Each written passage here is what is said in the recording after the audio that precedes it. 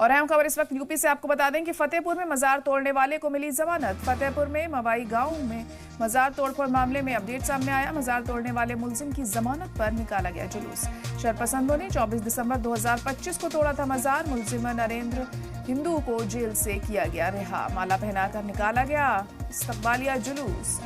तो जिस शख्स ने मजार तोड़ी थी उसे जब जमानत मिली तो यहाँ जुलूस निकाला गया, उसका इस्तकबाल किया गया। ये तस्वीरें आप देख सकते हैं, यूपी के फतेहपुर का ये मामला है। यहाँ पर मजार तोड़ने वाले शख्स को जमानत मिलने के बाद जुलूस निकाला गया है। मवाई गांव में मजार में तोड़फोड़ की गई थी। मामले में अपडेट अब ये सामने आया है कि मजार तोड़ने वाले मुलजिम की जमानत पर जुलूस निकाला गया।